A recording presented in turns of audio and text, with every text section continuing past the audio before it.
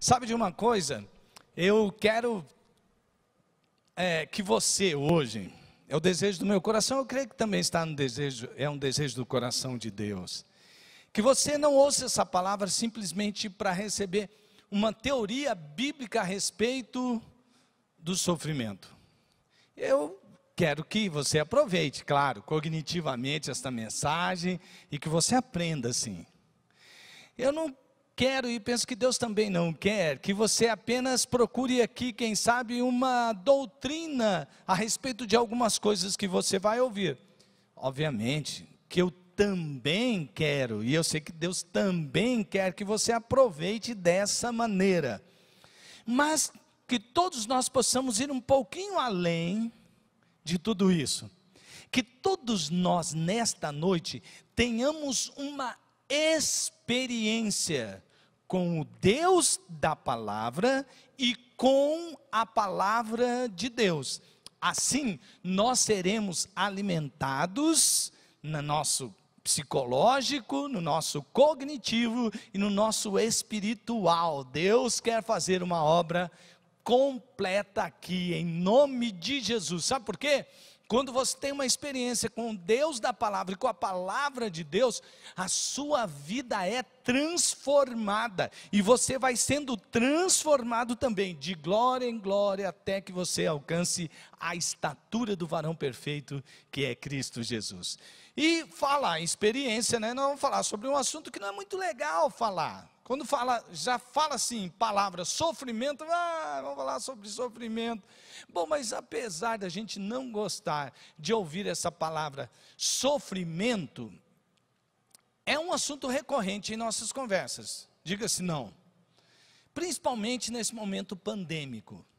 Principalmente.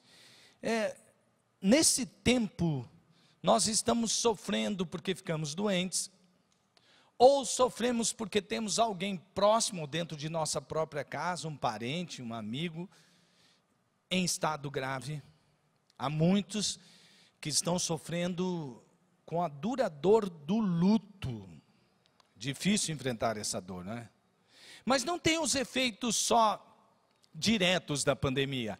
Há também aqueles efeitos colaterais, causados, por exemplo, pelo isolamento social. Muita gente teve que ficar isolada durante muito tempo em casa, e aumentou, então, o tempo em que tem que se relacionar com algumas pessoas, poucas pessoas, durante muito tempo. Aconteceu que, por causa dos nossos relacionamentos não serem bem tratados, aumentou, por exemplo, a violência doméstica.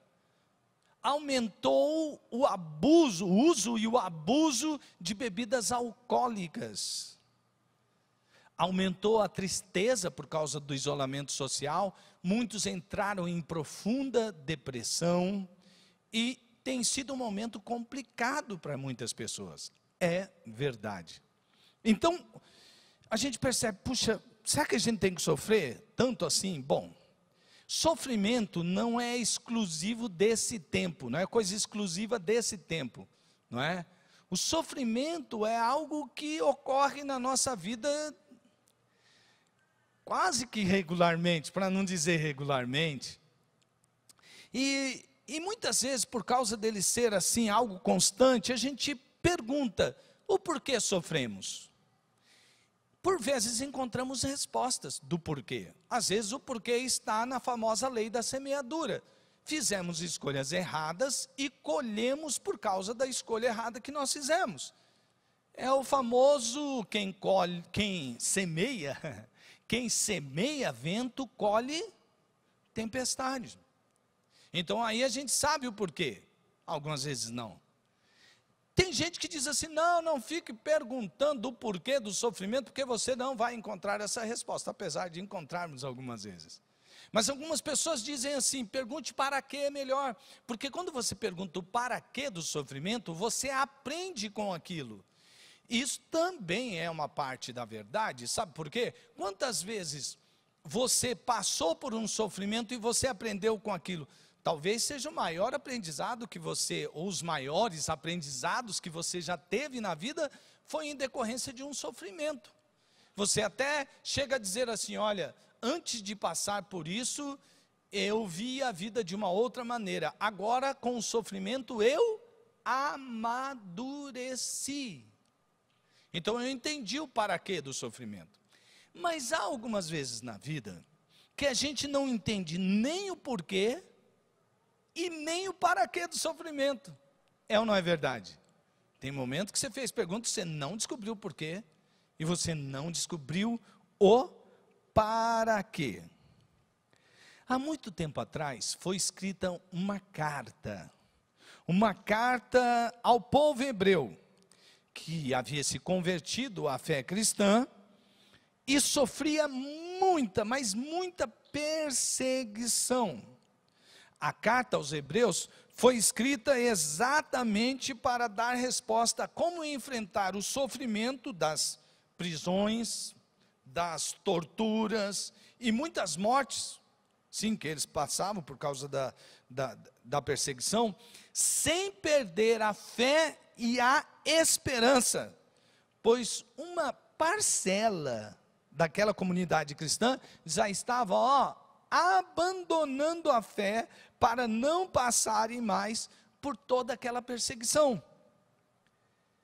Permanecer em Cristo, permanecer em Cristo, permanecer em Cristo, foi a resposta do autor aos hebreus. Ele disse: vocês que estão abandonando a fé para não serem perseguidos, vocês estão abandonando a própria vida. Mesmo porque, irmãos, não é o fato de uma pessoa não crer no evangelho que ela não vai sofrer. Ela pode não sofrer, poderia não sofrer a perseguição, mas teria sofrimentos na vida. E aí a vida ficaria vazia, sem sentido, porque não tinha Jesus. Então o autor diz: não abandonem a fé. Essa mensagem de hoje vai nos encorajar a enfrentar os problemas com a plena convicção de que nós teremos poder e companhia para enfrentarmos os sofrimentos e sermos ainda assim mais que vencedores. Sim, aqui nesse trecho de Hebreus capítulo 2, versículos 9 a 18, nós vamos encontrar resposta para o sofrimento humano, que leva muitas vezes as pessoas a desistirem da própria vida. Essa resposta que Deus vai dar, que Deus vai entregar para você agora e a todos aqueles que nos assistem pela internet, por qualquer outro canal, vai dar essa plena convicção de que temos poder e companhia para vencermos o sofrimento. Vocês estão prontos?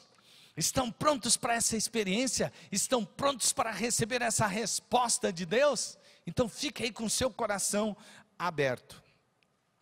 Jesus é o poder que venceu a morte. Jesus venceu a morte. Então, a resposta para o sofrimento, a primeira parte dela é: a morte foi vencida. Jesus é o poder que venceu a morte. Vamos ler então o texto lá, começando por alguns versículos, no capítulo 2, verso 9 até o 16 primeiramente.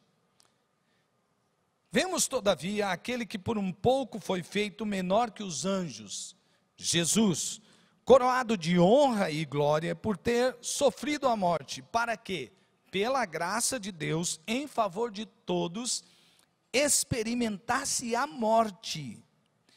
Ao levar muitos filhos à glória, convinha que Deus, por causa de quem, por meio de quem tudo existe, tornasse perfeito, mediante o sofrimento, o autor da salvação deles. Ora, tanto o que santifica, quanto os que são santificados, provém de um só. Por isso Jesus não se envergonha de chamá-los irmãos. Ele diz: proclamarei o teu nome, meus irmãos, na assembleia te louvarei. E também nele porei a minha confiança. Novamente ele diz: aqui estou eu com os filhos que Deus me deu. Portanto, visto que os filhos são pessoas de carne e sangue, Ele também participou dessa condição humana, para que por sua morte derrotasse aquele que tem o poder da morte, isto é, o diabo, e libertasse aqueles que durante toda a vida estiveram escravizados pelo medo da morte. Pois é claro que não é a anjos que ele ajuda, mas aos descendentes de Abraão. Glória a Deus pela sua palavra. Jesus é o poder que vence a morte. Olha só, no meio do sofrimento, não se esqueça, a morte foi vencida. Muita gente tem medo de vencer, de morrer. Muita gente sofre com esse medo de vencer. Eu até descobri, fazendo uma pesquisa, que existe até nome para essas doenças, né? Uma doença chama-se tanatofobia. É quando o indivíduo envolve uma fobia a tudo que se relaciona à morte e ao morrer. Falou de morte, a pessoa já, opa, tem aquele medo. E tem um outro que se chama tafofobia, que é o pavor de ser enterrado vivo. Então tem o nome, essa doença. Tendo em vista que essa é uma doença que as pessoas sofrem e às vezes em determinados lugares por alguns traumas, não são poucos os que sofrem disto, se colocou na internet até 10 maneiras para superar o medo da morte. 10 maneiras para superar o medo da morte. O interessante é que quem colocou isso lá na internet, eu estava vendo, é a Funerária Araújo. A gente tem que rir um pouquinho, não meio a tanto sofrimento assim, né? A pessoa, 10 maneiras para superar o medo da morte, Funerária Araújo, pode procurar, eu não estou falando isso só para a gente rir, não, é verdade mesmo. Mas sabe de uma coisa, às vezes esse medo, esse sofrimento pelo medo da morte é tão grande, que uma vez eu fui a um velório, onde um jovem havia se suicidado, e o pai dele contou que eles tinham um lugar, tipo um sítio, e aquele rapaz, ele sofria muito, ele fazia tratamento, porque, veja só, o sofrimento, às vezes o medo da morte, não é uma coisa que você trata assim, como nada a ver. Se você sofre muito, demasiadamente com isso, e você não consegue se libertar, ou você será libertado hoje em nome de Jesus, ou depois que sair daqui você vai procurar ajuda com um amigo, com seu líder de PGM, com um pastor, enfim. É preciso ajuda. Veja só, tem muita gente que sofre com esse medo de morrer. Na verdade, a maioria dos seres humanos tem um certo quê com a morte, né? Naquele sentido de precisar saber assim, eu estou vivo, aí a pessoa se agarra à vida, né? Porque alguns creem, eu sei lá o que vai acontecer depois da morte, então eu vou viver o máximo que eu puder, e quero viver bem, aproveitar essa vida, porque essa vida é uma só. E aí a pessoa tem várias maneiras, ou vários jeitos de aproveitar a vida. Por quê? Porque ele um dia vai morrer, e nós não sabemos o que, entre aspas eu estou colocando, nós não sabemos o que vem após a morte. Então, é natural, pelo menos uma curiosidade. E se nós corremos risco de morrer, a preocupação aumenta e nós ficamos perguntando, é óbvio, se eu morrer, eu simplesmente perder a consciência, acabou. O que parece um caminho assim, tipo assim, bom, se for só isso, depois eu perdi a consciência mesmo, morri. Mas vem aquela pergunta, e se não for só morrer e morrer? Tem alguma coisa lá do outro lado. Como vai ser isso? O texto aqui está dentro de um contexto onde o autor, por isso algumas vezes ele é confundido como Paulo, por exemplo, né? Alguém diz, foi Hebreus que escreveu, foi Paulo que escreveu aos Hebreus. Que é o seguinte, a Bíblia diz que o salário do pecado é a morte. Aqui há sim esse sentido do salário do pecado será morte. A carta foi escrita aos Hebreus, existia um sistema de sacrifícios dos judeus, que constava, pelo menos, tinha assim, uns 5 tipos de sacrifício lá para os judeus. Mas, em síntese, era assim, tinha um pecador, que tinha um sacrifício para oferecer por causa do pecado que cometeu, tinha o templo e tinha o sacerdote, percebe? O pecador, o sacrifício, né? A oferta de sacrifício, o templo e o sacerdote. É nesse contexto que o autor aqui está explicando por que é que o diabo perdeu o poder da morte. Não é exatamente que o diabo tinha o poder de dizer, agora eu vou matar esse ali, e vai lá e mata, não é. A Bíblia é clara em dizer que nós devemos temer não aquele que pode ficar ameaçando, mas aquele que realmente tem o poder de tirar a vida e ainda de lançá-la no sofrimento eterno. E esse alguém não é Satanás, ele não tem esse poder. O único que tem esse poder é o soberano Deus. Mas Satanás tem o poder sobre a indução da tentação do pecado, porque ele sabe que todos aqueles que pecam morrem aqui e agora e morrem eternamente. Então o autor está dentro desse contexto, e ele diz, olha, Satanás pegou esse medo que as pessoas têm da morte e os controla através do medo. Na verdade, ele é um grande terrorista. E, aliás, ele blefa, né? Ele diz que pode fazer, mas ele não pode. Mas ele pode lançar o medo. E aí, então, o autor aqui está dizendo que Jesus, através da sua morte, ele tem lá o pecador. Jesus então é o sacrifício, ele se sacrifica em uma cruz, ele derrama o seu sangue lá na cruz, ele paga o preço do nosso pecado, ele anula a dívida do pecado, ele anula a condenação do pecado, que é a morte, através do quê? Da sua morte. É isso que o autor está dizendo. Então ele está falando assim, Jesus ele passou por isso e ele foi aperfeiçoado. Então o sofrimento, claro que ele tem o poder também de aperfeiçoar. Então ele enfrentando o sofrimento, inclusive o sofrimento de morte, ele venceu a própria morte, para que todos aqueles que nele creiam não tenham mais medo da morte. Ele está dizendo aqui assim, olha, a partir do momento que você crê em Jesus, você pode ter a convicção de que quando você fechar os seus olhos aqui, morrer aqui, fisicamente, quando você abrir os seus olhos, você vai estar aonde? Na eternidade com Jesus.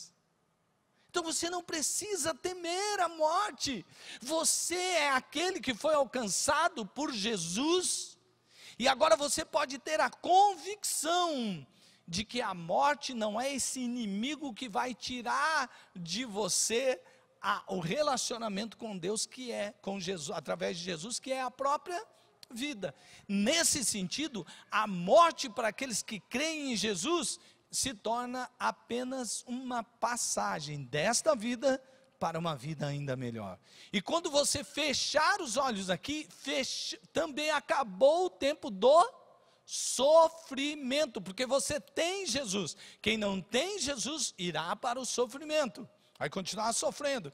Mas quem tem Jesus abre os olhos para uma vida onde nunca mais haverá sofrimento. E ele está dizendo, o sofrimento é passageiro. Como diria outro trecho da palavra de Deus, leve e momentânea a minha tribulação. Está chegando o dia de eu me encontrar com Jesus, ou o que eu mais espero, que Ele venha se encontrar com todos nós, naquele grande dia, do grande finale, em que todo olho verá, todo joelho se dobrará, e toda língua confessará, que Jesus Cristo é o Senhor, para sempre. Glória a Deus, aleluia. Respondeu a primeira parte? Você não precisa ter medo de sofrer a morte. Jesus enfrentou a morte para que todos nós, através de sua graça, tenhamos vida depois da morte. Hebreus 2:9. Jesus é o sacrifício perfeito, pois ele foi aperfeiçoado, enquanto homem pelo seu próprio sofrimento, e sendo assim, trouxe salvação para todos os que nele creem, está no versículo 10. Cristo nos fez um com ele, e nele fomos santificados, purificados, dia após dia. Somos irmãos de Jesus, ele é o primogênito, ele é o nosso irmão mais velho. Ele nos incluiu na família do Pai Celestial para sempre. Veja o que o autor declara para Jesus, de Jesus, no final desse texto, dessa primeira perícope aqui. Olha só, ele diz assim: para que por sua morte derrotasse aquele que tem o poder da morte, isto é, o diabo, e libertasse aqueles que durante toda a vida estiveram escravizados pelo medo da morte. Então, olha, lembra daqueles elementos? Então, o pecador sou eu, o sacrifício é Jesus, o perfeito sacrifício é Jesus. Mas Jesus não é somente o perfeito sacrifício, porque com a morte de Jesus, o Espírito Santo veio morar em nós. Nós somos o templo do Espírito Santo enquanto igreja. Não tem que ter o templo? E aí depois do templo também tem o sacerdote, e a Bíblia diz que Jesus é o perfeito sacrifício e o perfeito sacerdote, porque o sacerdote é aquele que apresenta, ele apresentou o sacrifício e ele vai nos apresentar diante de Deus, de tal forma que ainda que tenha sobre nós muitas acusações, e está lá no dia do juízo final, tribunal, olha as obras do fulano, um monte de coisa errada que você fez, porque todos pecaram, destituídos estão da glória de Deus, todos pecaram, ninguém vai chegar lá no céu com vida perfeita, o único perfeito é Jesus, ele é o perfeito sacrifício. Mas quando se for ler, não para efeito de galardão, mas quando se for ler a respeito do juízo, ainda que você tenha, ou que alguém tenha contra você gravado, que Satanás chegasse diante de Deus e disse, o tanto que ele errou, estaria escrito sobre todos os seus pecados, o sangue de Jesus o purificou de todo o pecado, ele é livre para entrar aqui, não é pela obra, é pela graça, mediante a fé. Essa é a primeira resposta, ou a primeira parte da mesma resposta, poder e companhia. Agora vamos falar sobre companhia. Vamos ver o que está escrito nos versículos 17 e 18. Diz assim o texto: por essa razão, era necessário que ele se tornasse semelhante a seus irmãos em todos os aspectos. Que ele se tornasse o quê? Semelhante a seus irmãos em todos os seus aspectos, ou em todos os aspectos, para se tornar um sumo sacerdote misericordioso e fiel com relação a Deus, e fazer propiciação pelos pecados do povo. Está vendo? Perfeito sacrifício. Porque tendo em vista, olha aqui, ele não se tornou semelhante a nós em tudo. Agora olha aqui, porque tendo em vista o que ele mesmo sofreu quando tentado, ele é capaz de socorrer aqueles que também estão sendo tentados. Aqui não se trata apenas de uma tentação moral, fazer a pessoa errar, ter um pensamento errado, passar os outros para trás do negócio, ou ter um pecado de imoralidade sexual ou relacional. Aqui não se trata só disso. Aqui se trata principalmente do fato que os hebreus estão sendo tentados a abandonar a fé por causa da perseguição. Porque, lembra quando eu disse que não se encontra o porquê nem o para quê? E às vezes o sofrimento tem resultados desastrosos. A pessoa começa a sofrer demais, ele já começa, puxa, eu preciso me livrar desse sofrimento. É o que estava acontecendo ali. Alguns estavam vazando da fé. Nesse ponto, eu admiro quem é São Paulino, né? Eles sofrem essa década sem ganhar título nenhum, mas eles continuam São Paulino. É assim que tem que ser, não é verdade? Brincadeira, depois diz que o corintiano que é sofredor, né? Mas, gente, quando você está sofrendo, além do poder, porque uma coisa vai estar ligada à outra, o que você mais precisa? No momento do sofrimento, eu daria, primeiramente, antes de entrar na companhia, eu gostaria de te dar 2 conselhos no meio do sofrimento. No momento do sofrimento, seja autêntico e honesto. A autenticidade o ajudará a não querer imitar a outra pessoa que você admira muito diante do sofrimento. O fulano passou por esse sofrimento, olha como ele reagiu, eu vou ser igual. Como modelo, tudo bem, mas não tente imitá-lo. Porque cada um tem um limiar de dor e de resposta a esse sofrimento. Então, seja autêntico. Segundo, seja honesto. Não use frases feitas como, não foi nada não, quando está doendo demais. Como aquelas que nós usamos com as crianças para que elas não chorem mais. Às vezes você vê a criança cair e vai chorar uma semana agora. Você fala, não foi nada não, nem doeu. E a criança está, poxa, nem doeu, o que é isso? Aliás, não faça isso com criança nenhuma. Você está a ensinando a não ser honesta quando dói. Não diga o que você não quer dizer. Seja honesto e sincero, sendo autêntico e honesto. No meio do sofrimento, você encontrará a resposta eficaz para o seu sofrimento. Porque afinal, o que todos precisamos no momento do sofrimento é de alguém a quem possamos recorrer. E que esse alguém tenha poder para nos recorrer e seja o quê? Solidário com a nossa dor. Eu já contei isso aqui, vou contar de novo, porque ilustra muito bem. Uma vez eu fui a um velório, uma moça tinha perdido o seu pai, e eu cheguei ao velório, e alguém disse assim, pastor, olha, você está vendo, a filha dele, ela está inconsolável, pastor, ninguém consegue falar com ela. Por que o senhor não vai lá? Sempre fazem isso com o pastor, né, gente? Ninguém está conseguindo, vai você lá, né? Até com crente, né? Você chega num lugar e fala, você que é crente, vai lá. Pois é, eu fui lá.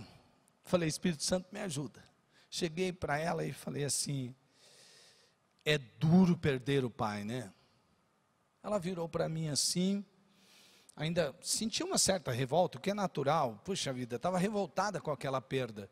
Ela olhou para mim e disse assim, por quê? Você já perdeu o seu pai por acaso? Eu disse sim, eu já perdi o meu pai. Aí ela, na hora, ela se desarmou e começou a me ouvir. Por quê? Porque ela sabia que estava ali diante dela alguém que que sabia o que era a dor que ela estava sentindo naquele momento. É o poder da solidariedade.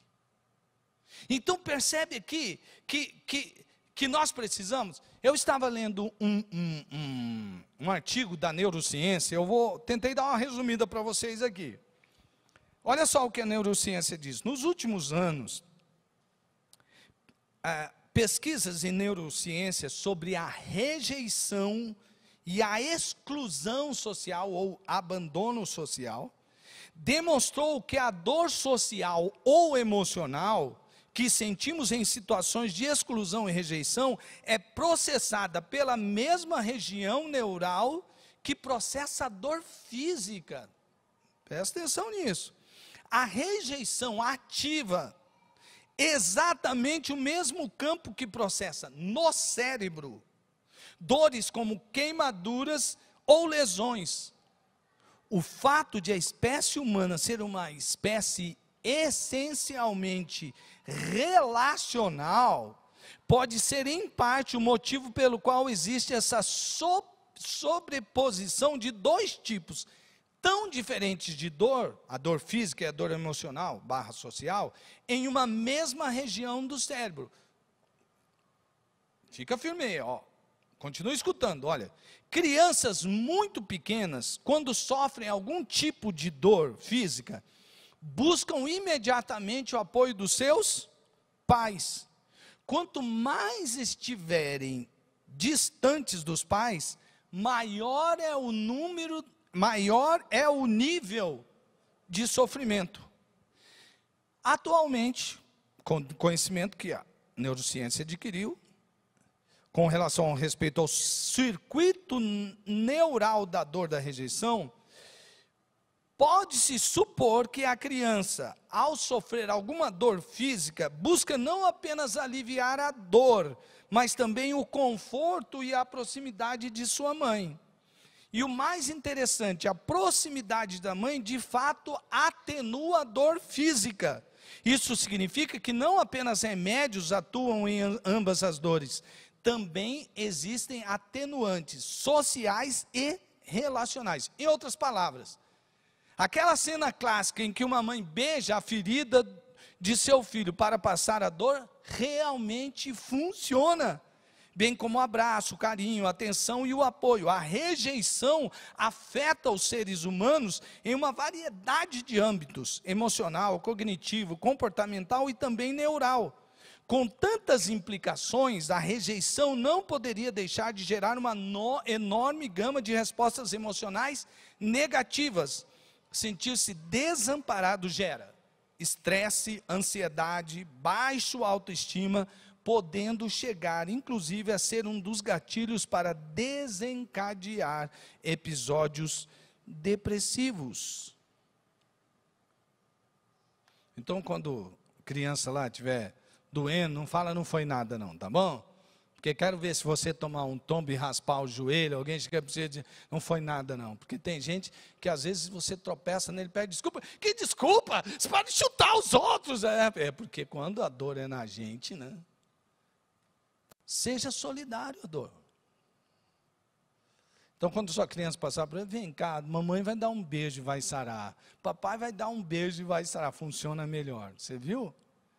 Só que por que eu estou dizendo isso? Porque eu estou dizendo que em meio a sofrimentos profundos, quando a gente não encontra ninguém ao redor para ajudar, a gente entra numa descida muito triste e desastrosa. O sofrimento se torna, a dor se torna mais sofrível ainda. E o que a Bíblia está dizendo aqui? A Bíblia está dizendo que um dos propósitos, ou talvez dentro do propósito principal, mais abrangente, Jesus se fez um de nós, porque Ele, como Deus, e inteiramente como Deus, claro que poderia conhecer, porque Ele sabe de todas as coisas. Mas agora ninguém mais pode acusar Deus de dizer, é fácil o senhor ficar aí de cima e mandando o que a gente tem que fazer. Não é isso que a gente faz para o cara que manda você fazer uma coisa que ele não faz? Né? Não pode mais, sabe por quê? Deus deixou a sua glória e se tornou carne e osso, como nós. Ele se tornou como um de nós, e agora Ele sabe o que é o sofrer humano, não apenas porque Ele conhece todas as coisas, mas porque Ele experimentou os sofrimentos que nós experimentamos. Aliás, Isaías 53:3 já havia profetizado que o Messias seria um homem de tristeza, e olha só, familiarizado com o sofrimento. Hebreus 2,18, o texto que nós lemos, termina dizendo isso, porque tendo em vista que ele mesmo sofreu quando tentado, ele é capaz de socorrer aqueles que também são tentados.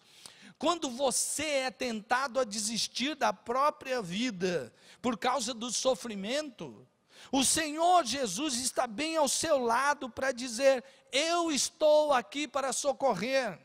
Quando você está dizendo assim, puxa vida, eu não tenho ninguém que pelo menos ore comigo, que eu sinto que está intercedendo pelo meu problema. Jesus está dizendo, eu entendo o que você está passando, sabe por quê? Porque quando eu estava para passar pela crucificação, eu precisei de amigos para interceder comigo, mas eles dormiram, eles não intercederam comigo. Eu sei o que você está passando quando você passa pelo abandono.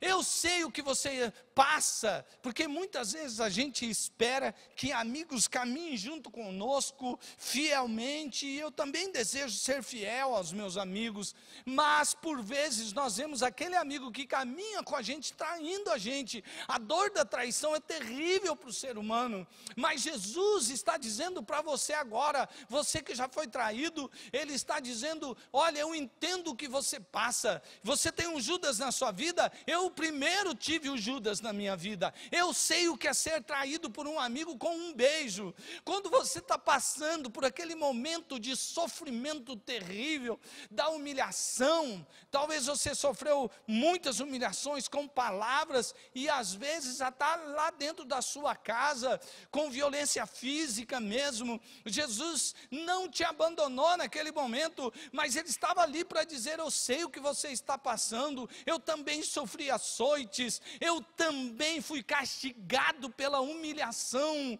eu sei o que você está passando.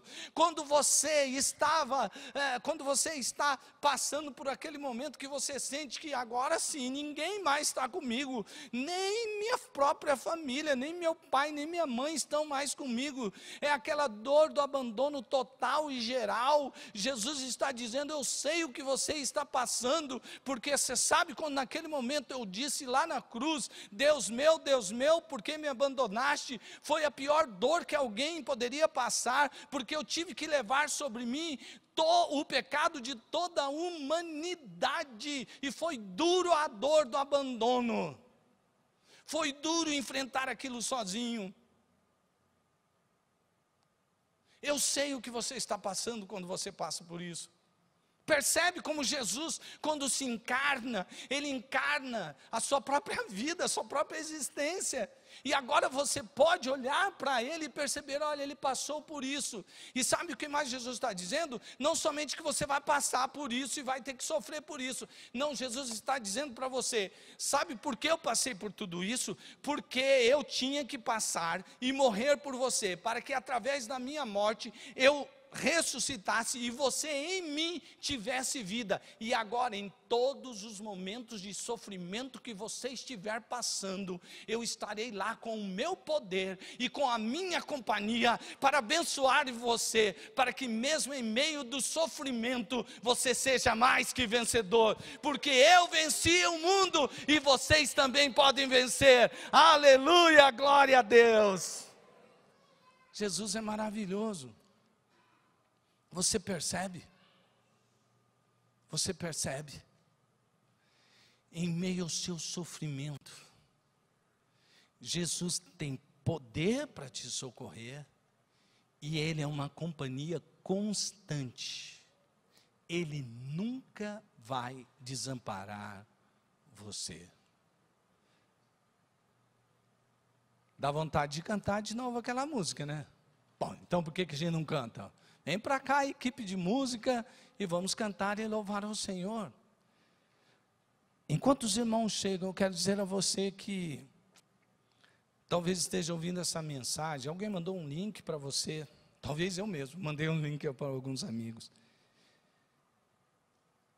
E você olhe para mim principalmente, porque essas últimas palavras eu falei com tanta convicção e fé e com experiência nesse meu Deus amoroso que cuida de mim, não porque eu mereça, mas porque Ele é misericordioso, sacerdote misericordioso. Talvez você diga, pô, como pode ter tanta convicção assim?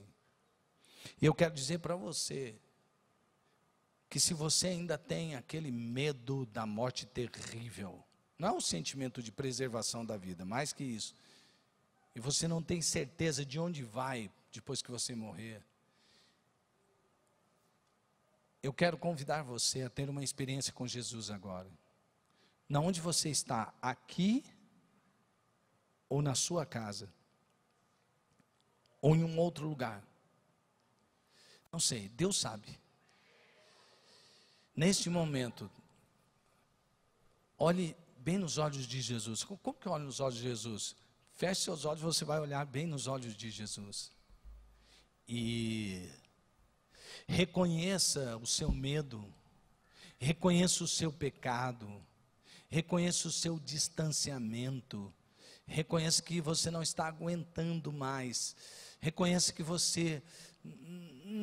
que não é possível você não é totalmente capaz e eficaz para dar direção para a sua vida, e entregue a sua vida para Jesus. Sabe por quê? Ele morreu numa cruz para alcançar você, para perdoar você dos seus pecados, para purificar você dos seus pecados e livrar você da condenação da morte. Sabe o que você precisa fazer agora? Entregar-se a esse Jesus. Abra a porta do seu coração e entregue o controle da sua vida para o Senhor Jesus. Faça isso. Se há alguém aqui que ainda não entregou o controle da sua vida para Jesus, faça isso agora, em nome de Jesus.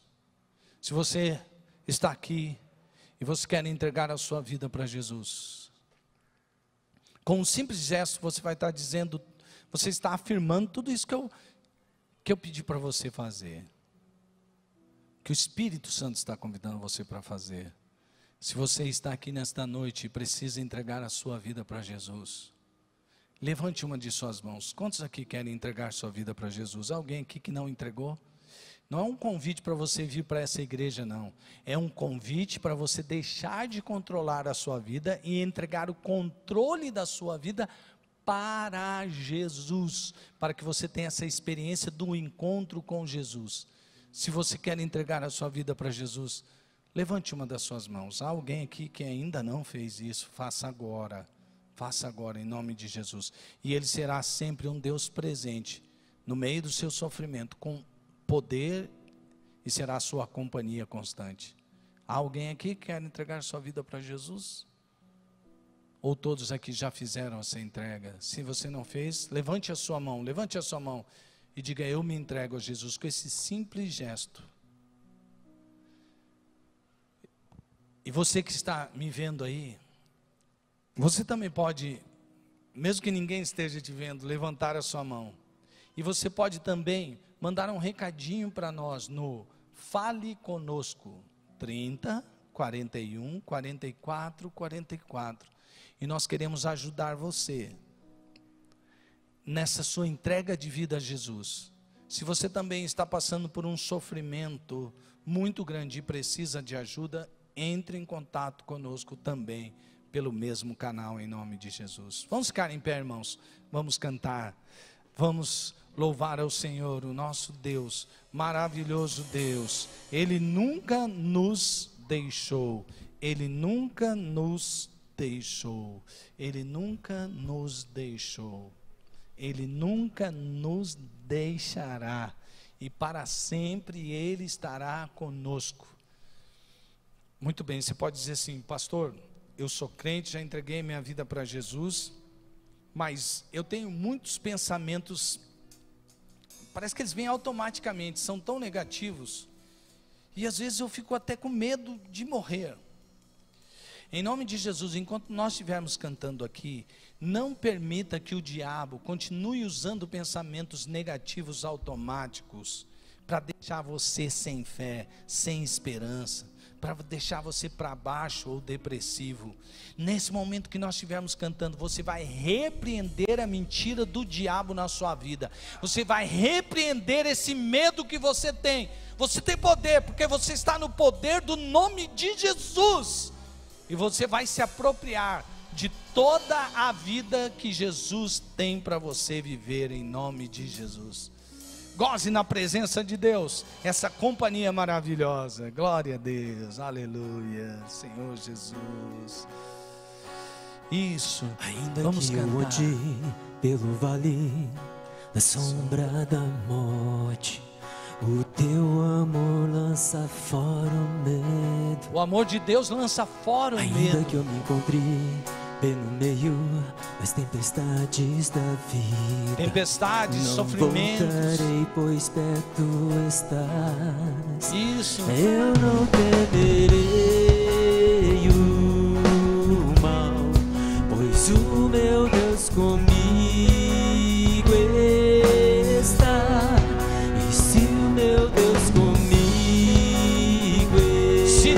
é por nós, quem será contra nós? A quem eu temerei? Cante com toda a força do teu coração. Oh, não, nunca me deixou na tempestade ou na paz. Oh, não, nunca me deixou quando bem ou quando mal. Oh, não, nunca me deixou. Oh, Senhor, nunca me deixou.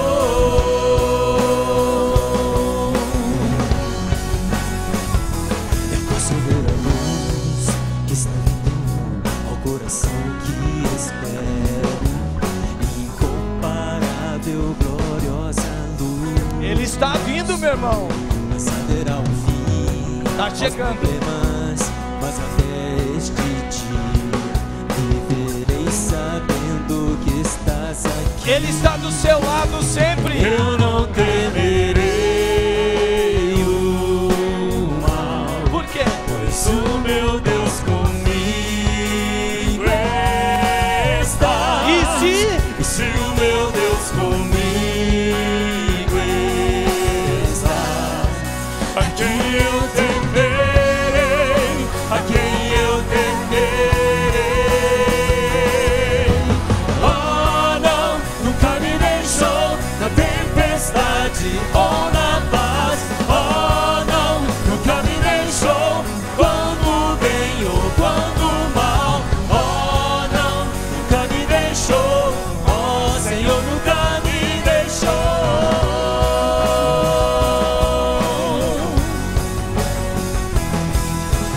Oh, não, nunca me deixou na tempestade ou na paz. Oh, não, nunca me deixou quando bem ou quando mal. Oh, não, nunca me deixou. Oh, Senhor, nunca me deixou.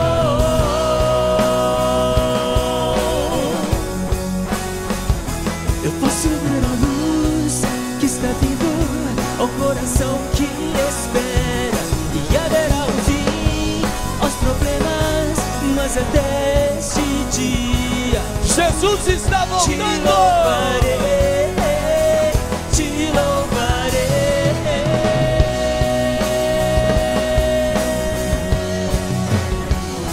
Eu posso ver a luz que está vindo ao coração que espera, e haverá um fim aos problemas, mas até esse dia chegar, te louvarei, te louvarei.